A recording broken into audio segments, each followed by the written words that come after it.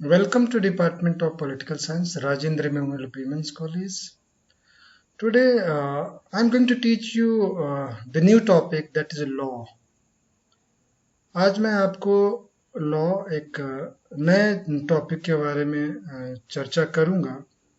तो ये टॉपिक पूरे पॉलिटिकल साइंस में, चाहे वो पार्ट 2 के सिलेबस में हो या पार्ट 1 के सिलेबस में हो, इसका इस्तेमाल होता है। जैसे लिबर्टी वाले चैप्टर में, इक्वलिटी वाले चैप्टर में इसका इस्तेमाल होता है, सॉवरेनिटी वाले चैप्टर में इसका इस्तेमाल होता है। तो लॉ के बारे में जानना जरूरी है। तो लॉ को समझने के लिए एक उदाहरण लेते हैं। जैसे अगर आप किसी लाइब्रेरी में जाते हैं, तो कोई भी हो, चाहे वो स्टूडेंट हो या टीचर हो, तो उसको कुछ विशेष नियमों का पालन करना होता है कि वहाँ आप साइलेंस मेंटेन करके रखेंगे। जो नियम वहाँ लिखित है उसके हिसाब से आपको रहना पड़ेगा, और अंदर में चाहे आप कुछ भी करें, एक विशेष नियम को पालन करना पड़ता है, और उस विशेष नियम को बनाने वाला कॉलेज होता है। तो इस प्रकार देखते हैं कि चाहे वो लाइब्रेरी हो या अन्य जगह हो जहाँ बहुत सारे लोग एक साथ पढ़ते हों या कोई काम करते हों, तो एक विशेष प्रकार के नियमों का पालन करते हैं, और उसको पालन करवाने वाला कोई, जैसा अगर लाइब्रेरी है तो कॉलेज होगा, अगर रेलवे स्टेशन हो तो रेलवे स्टेशन का जो मैनेजर होगा वो पालन करवाएगा। तो इस प्रकार कानून की जरूरत इसलिए पड़ती है कि बहुत सारे लोग, जब 2 से अधिक और बहुत सारे संख्या में लोग किसी एक जगह पे एकत्रित होते हैं और कोई काम करना चाहते हैं, तो उसको एक सिलसिलेवार तरीके से, एक क्रमबद्ध तरीके से, एक ऑर्डर में काम करने के लिए कानून की जरूरत होती है। और कानून को कोई इन्फोर्स करने वाला होता है, लागू करने वाला होता है, और जो लागू करने वाला होता है उसको उन लोगों द्वारा एक अप्रूवल मिला हुआ होता है। तो इस प्रकार कानून की जरूरत किसी भी संस्था या किसी भी समाज में एक ऑर्डर को कायम रखने के लिए किया जाता है, जिसमें एक लागू करने वाला होगा, और लागू करने वाला का या तो समाज के द्वारा, या तो कॉलेज के स्टूडेंट्स के द्वारा, या कॉलेज के मेंबर्स के द्वारा एक अप्रूवल होता है। तो इस प्रकार अगर हम देखें तो कानून एक तरह का देखा जाए तो सामाजिक नियंत्रण का एक विशिष्ट रूप है।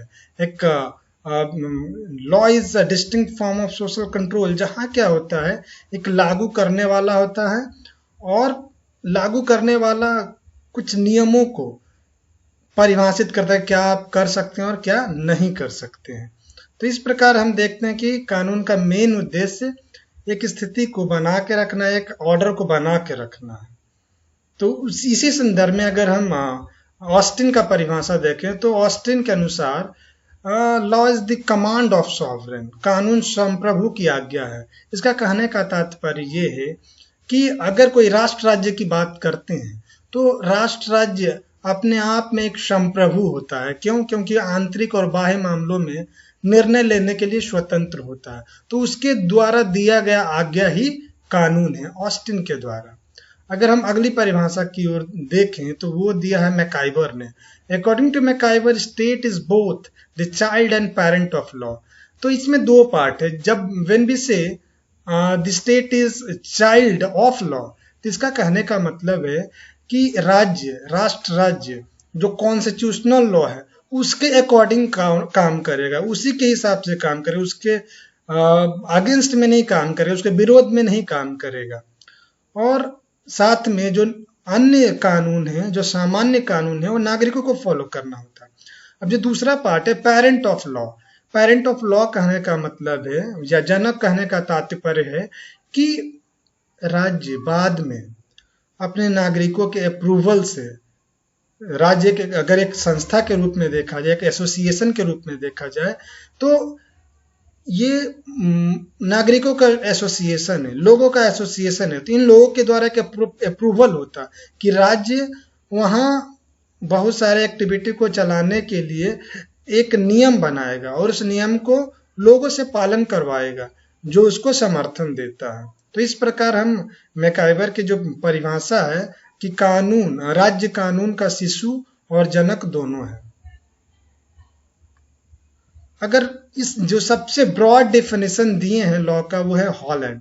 हॉलैंड बोलते हैं कि एक जो आचरण से जोड़ते हैं, कानून को आचरण से जोड़ते हैं, कंडक्ट से जोड़ते हैं कि मतलब जो अगर हम हॉलैंड की बात करें तो हॉलैंड बोलते हैं कि ये एक जनरल रूल ऑफ एक्शन है जो मनुष्य, जो व्यक्ति उसको पालन करता है। कहने का तात्पर्य कि आचरण के उन नियमों, सामान्य नियमों को कानून कहते हैं जो मनुष्य के बाहरी से संबंध है और जिनके एक निश्चित सत्ता लागू करती है।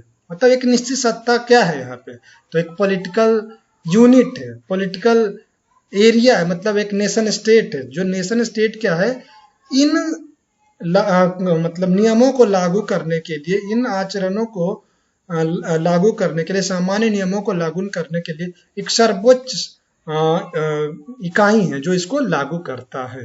तो इस प्रकार अगर हम देखें तो कानून में तीन मूल तत्व को देखा जा सकता है। एक कानून किसके लिए, तो किसी राष्ट्र राज्य में रह रहे लोगों के लिए।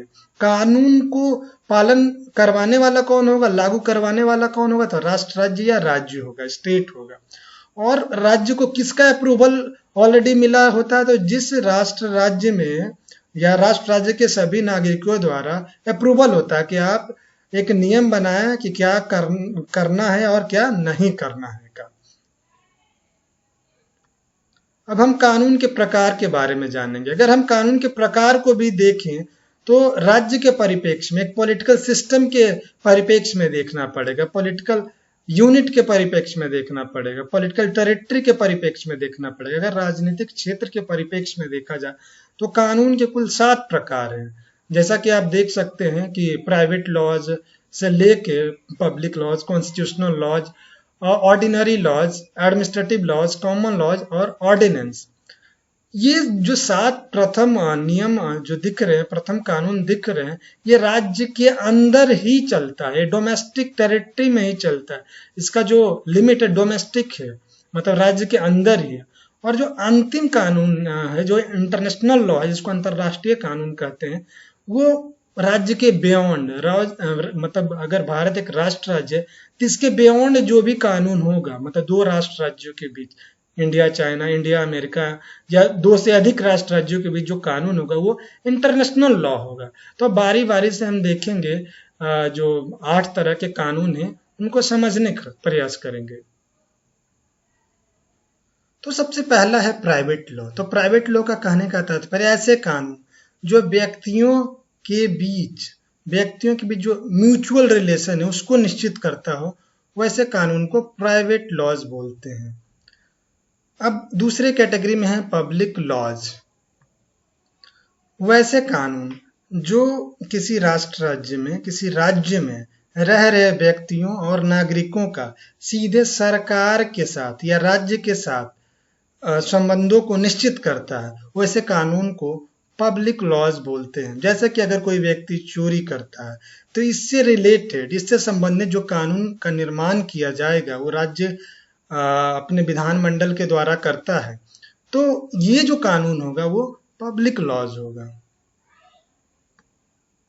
तीसरा जो कानून है that is constitutional laws. Constitutional laws वैसे कानून होते हैं जो ये निर्धारित करता है कि कोई राष्ट्र राज्य कैसे काम करेगा, उसकी संरचना क्या होगा, उसका ढांचा क्या होगा, ये निश्चित करने वाले कानून कॉन्स्टिट्यूशनल लॉज कहलाते हैं। जैसे अगर भारत के संदर्भ में बात करें तो कॉन्स्टिट्यूशन निर्धारित करता है कि राष्ट्रपति का चुनाव कैसे होगा, राज्यपाल का चुनाव कैसे होगा, भारत में केंद्रीय सरकार की क्या मतलब शक्तियां हैं, कैसे वो राज्य और राज्य के राज्यपाल और केंद्र में जो प्रेसिडेंट है वो कैसे एक कार्यपालिका है, इन सभी के बारे में जो कानून वर्णन करता है, एक निश्चित नियम बनाता है, जो निश्चित नियम संविधान में मौजूद होता है, ऐसे नियम कानूनों को कॉन्स्टिट्यूशनल लॉज कहते हैं।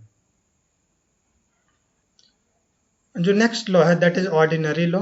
मीन्स सामान्य कानून, ऐसे कानून जो नागरिकों के डे टू डे एक्टिविटी को निश्चित करता हो, निर्धारित करता हो, ऐसे कानून को हम ऑर्डिनरी लॉज कहते हैं।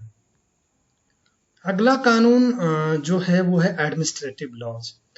जैसा कि हम लोग जानते हैं कि किसी भी राष्ट्र राज्य में, किसी भी राज्य में नागरिक के लिए अलग कानून होते हैं और वहाँ जितने भी एडमिनिस्ट्रेशन, प्रशासन के कार्य को पूरा करने के लिए प्रशासन के अलग से कानून होते हैं। तो प्रशासनिक गतिविधियों को निर्धारित करने वाले, निश्चित करने वाले कानून को हम प्रशासनिक कानून कहते हैं, एडमिनिस्ट्रेटिव लॉज कहते हैं। अगला जो कानून है दैट इज कॉमन लॉज, प्रथागत कानून। जैसा कि नाम से ही पता चल रहा है, प्रथागत कानून मतलब वैसे कानून जो कस्टम पे आधारित हो, वैसे कानून जो कस्टम और कन्वेंशंस मीन्स रीति रिवाज और परंपराओं पे आधारित हो, वैसे कानून को हम प्रथागत कानून या कॉमन लॉज कहते हैं। अगला जो है ऑर्डिनेंस कानून या अध्यादेश कानून, ऑर्डिनेंस। तो आपको पता होगा कि किसी राष्ट्र राज्य में संकट, इमरजेंसी की सिचुएशन में वहां की कार्यपालिका को उस स्थिति से निपटने के लिए एक विशेषाधिकार होता है।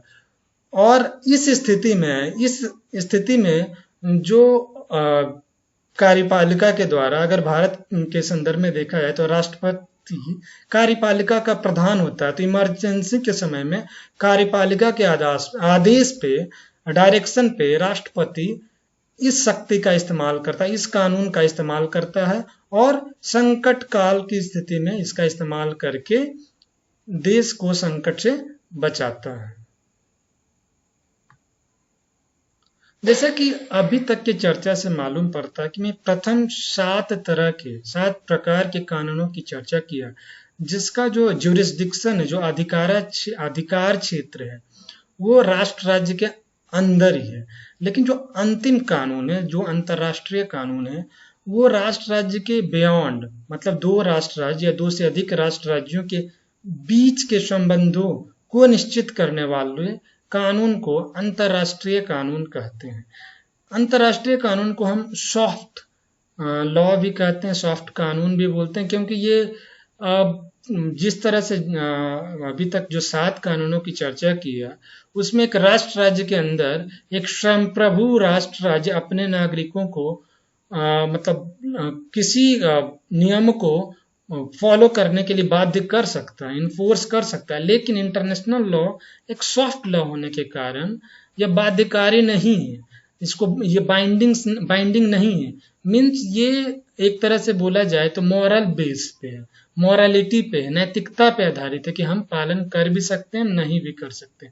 तो ये राष्ट्रों के बीच जो एक संबंध स्थापित, निश्चित आपसी संबंधों को निश्चित करने वाला कानून है, जो एक सॉफ्ट लॉ है, जो जिसको पालन करना बाध्यकारी नहीं होता है।